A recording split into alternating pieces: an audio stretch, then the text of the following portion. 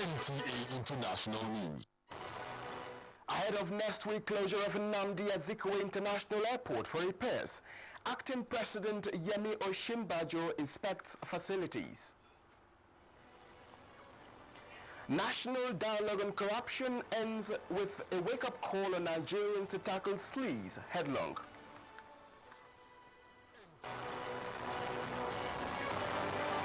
Supreme Court dismisses appeal against election of Niger State Governor Sani Bello. Hello and welcome to NTN International News at this time. My name is Justin Bemunye. It's glad to have you join us. Ahead of next week's closure of the Nnamdi Azikiwe International Airport for repairs, Acting President Yemi Osinbajo inspected facilities at the Kaduna International Airport. The acting president was accompanied by the Minister of Transport, Rotimi Amechi. Mohammed Umar Ajingi has the details. The acting president, Professor Yemi Osinbajo, accompanied by Minister of Transport, Rotimi Amechi, Minister of Information and Culture, Lai Mohammed, and the Governor of Kaduna State, Nasiru Ahmad El-Rufai, inspected the level of work at the airport terminal, protocol lounge, among other facilities installed for smooth airline operations when the airport begins to receive large number of international flights.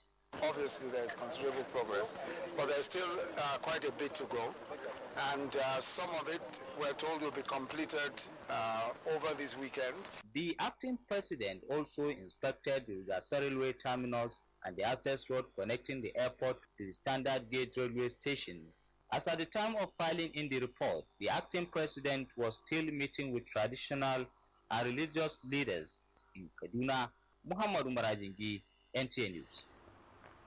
Religious and ethnic sentiments as well as godfatherism have been described as banes of corruption in the country that should be tackled headlong in order to restore unity and growth of the nation. These were some of the submissions by contributors at the closing ceremony of National Dialogue on Corruption.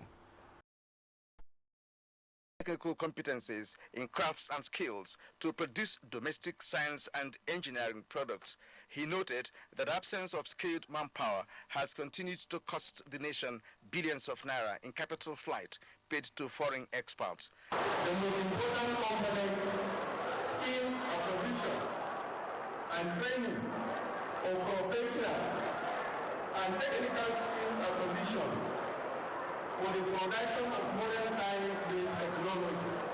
The skills gaps have been identified as constraint to socio-economic development, delimiting the ability of Nigerians to get jobs. Some of the graduates had this to say. Before, I was not be able to operate computer because I came here I learned computer here. So before I was not be able to operate computer. I don't know anything about computer. But since I got here, at least now, I'm able to do many things with computer. Before I didn't have any ways to do it. As of now, I learn hairdressing and begin all the hairdressing, the equipment.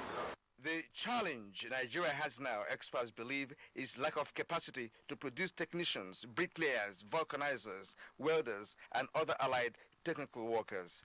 In Abuja, Kirian Umayo, NTA News. Former President Olusegun Obasanjo restates his position that the People's Democratic Party, PDP, is dead as a political party. He explained that the party started collapsing when Dr. Ahmadu Ali left as its national chairman, and he, Obasanjo, later left as member. Obasanjo was speaking in Abeokuta, Ogun State at the event organized by the Center for Black and African Arts and Civilization to mark his 80th birthday anniversary.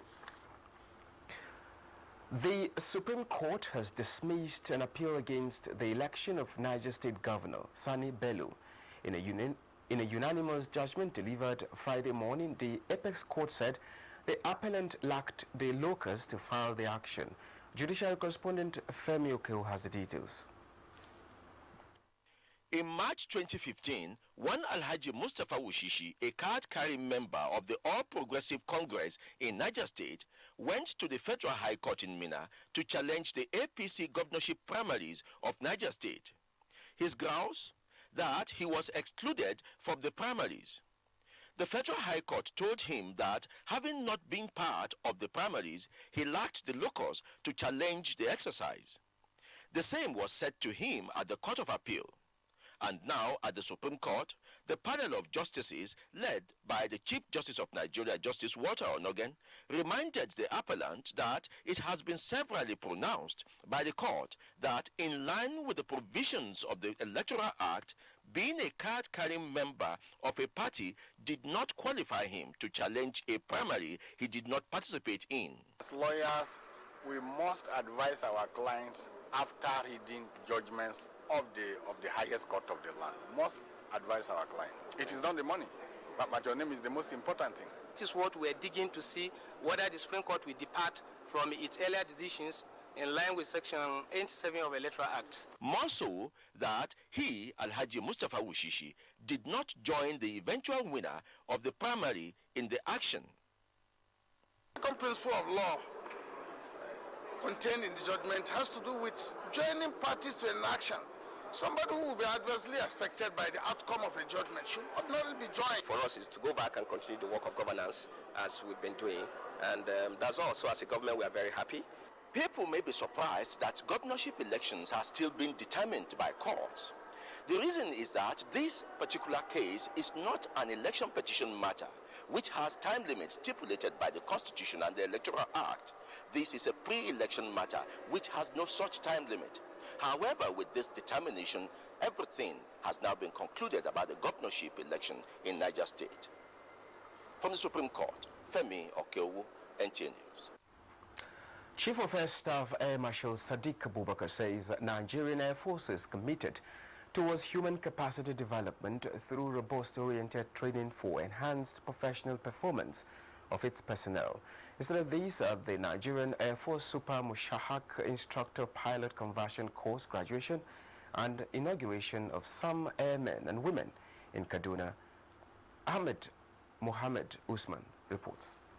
Pakistan Air Force had some time last year signed a deal with Nigerian Air Force for improved capacity in air defense that covers operational training and technical support on Super Mushak aircraft now in the arsenal of the force.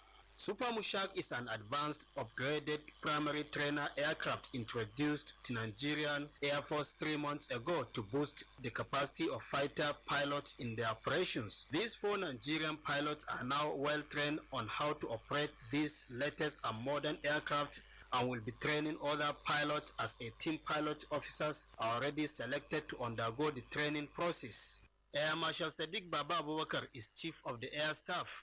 For them to have been able to achieve this feat in about 2 months or thereabout clearly shows that a lot of work, a lot of planning, a lot of commitment must have gone into this for us to be able to witness this. So we thank God that at the end of it all, at least we have 4 qualified instructors now, with the 4 from Pakistan, meaning we have 8 instructor pilots in this flying school, and that I believe should add value to what we already have. Away from that, the Air Chief, together with other top officers, inaugurated Air Force Research Development Center and 1,200-bed cadets students hostel, among others. In Kaduna, Ahmad Muhammad Usman, NTA News. Advancing the nation's economy through effective nuclear energy development is a sure way to rapid industrial growth. Minister of Science and Technology, Dr. Ogbonnayan, stated this when he received a team of International Atomic Energy Agency in his office. Abdullah Suleimani Yaji reports. The International Atomic Energy Agency is the world center for cooperation in the nuclear field and seeks to promote the safe, secure, and peaceful use of nuclear technologies. Last year, Director General of the agency pledged support for Nigeria's plan to have its first nuclear power reactor in 2025, and therefore representatives of the agency met with officials of the Ministry of Science and Technology to fine-tune strategies towards successful nuclear energy use in Nigeria. We believe that this is what will help us to build a knowledge-based economy and develop human capital that will be needed, not just in the area of research, utilizing atomic energy, but also in energy itself. So I would want to assure Nigerians that the nuclear techniques and technology we use in the country are in a way that will benefit the country and do not pose any type of hazard to the country. Other areas of mutual interest include development of competency in nuclear application for medical discoveries and reduction in nuclear emissions. In Abuja, Abdullahi Suleiman Iyaji, NTA News. The 3 suspected suicide bombers intercepted by civilian JTF in the early hours of Friday in Maiduguri following the detonation of EIDs all died leaving in their trail 3 destroyed petrol tankers with no casualties. Haman Jabani reports.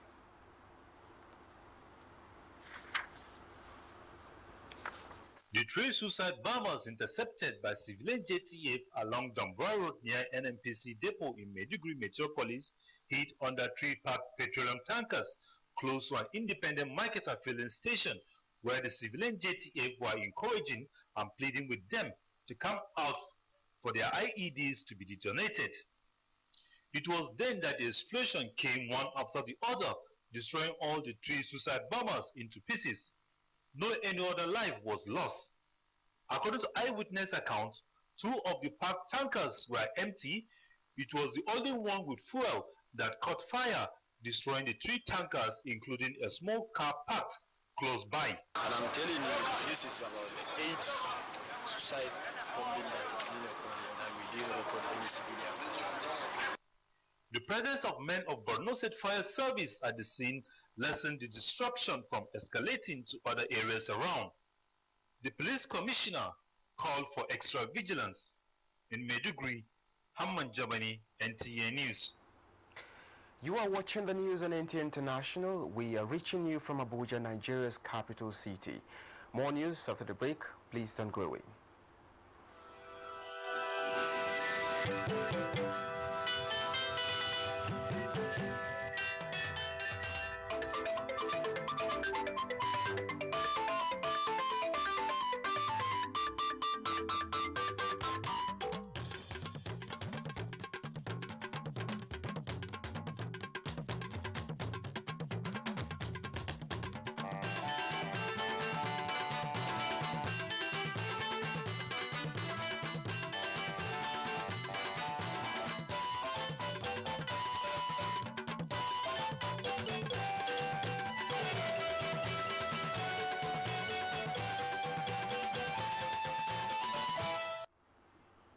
Thank you for staying with us.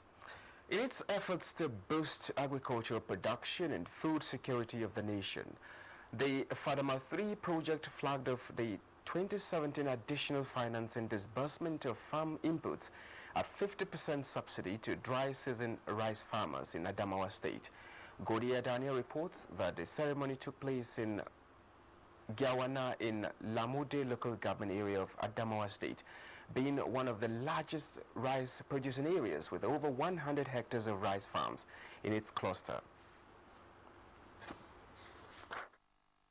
Being one of the core components of the agricultural transformation agenda of the federal government, the Fadama 3 additional financing project provides support to cluster farmers in states with comparative advantage and potentials to increase food production of the nation, of which Adamawa is a beneficiary with 9 clusters across the state. Adamawa is targeting almost 1,000 plus hectares for this scheme, and I think this will really help us not to really use rice for our consumption, but even for export.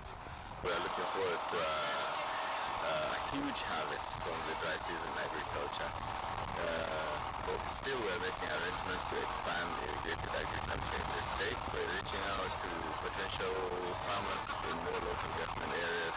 Eligible farmers are to access their farm input packages at 50% subsidized rate after an upfront payment of their 50% at various clusters across the state. Fortunately for farmers in Lamu, the local government area, luck smiled on them as their local government chairman, Pretin Zonzo, announced a matching grant for the 50% counterpart funding for the Fadama 3 project. The national coordinator, Tayo Adewumi, in company of the senior advisor to Minister of Agriculture on international donor partners, Ape Auta, were at Popular Rice Mill Center in Balam, Lamu, the local government area, and Cattle Artificial Insemination Breeding Center in Yola South local government to see the process of work. In Yola, Godia Daniel, NTA News.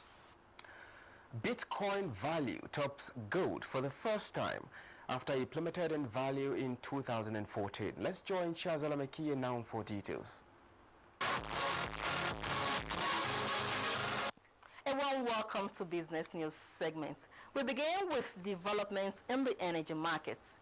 Minister of State Petroleum Resources Emmanuel Ibe Kachuku has advised that members of the Organization of Petroleum Exporting Countries must lower production costs to compete better with shale producers.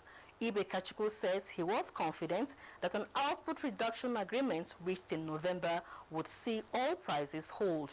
11 out of 13 OPEC members, along with other non-OPEC countries, agreed to make cuts in the first half of 2017.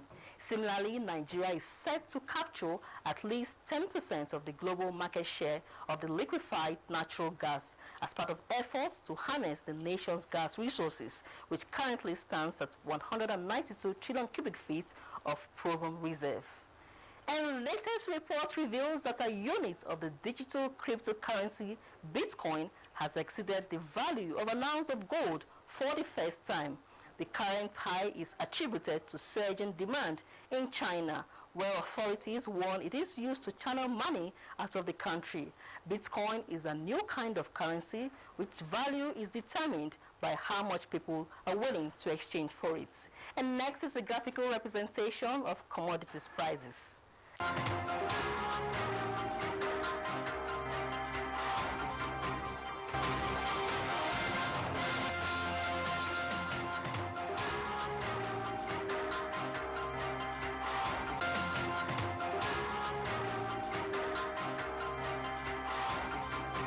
That's the package at this time. I am Chiazola Mekie. The news continues. Please stay with us.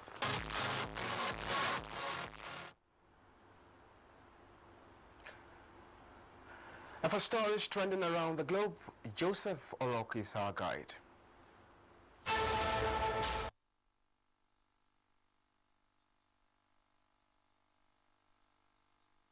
Residents accused the army of beating and raping civilians in a small village near the capital city last month. Reports say the military launched an investigation after a local bishop brought 5 victims, including young girls from Kubi village, for medical treatments in the capital city. The 3 men will be charged with rape and 1 with dereliction of duty after a 4th suspect escaped. And from Zimbabwe comes a report that the country has appealed for $100 million assistance for people affected by floods that have killed over 200 and left nearly 2,000 people homeless since December. Zimbabwe had suffered a crippling drought last year which left more than 4 million people in need of food. And from Asia, China Foreign Ministry this Friday said it had expressed concern about a large-scale joint military exercise between South Korea and the U.S. troops that began this week. The exercise, called Fall Eagle, comes amidst heightened tension following the latest test launch of the ballistic missile by North Korea mid.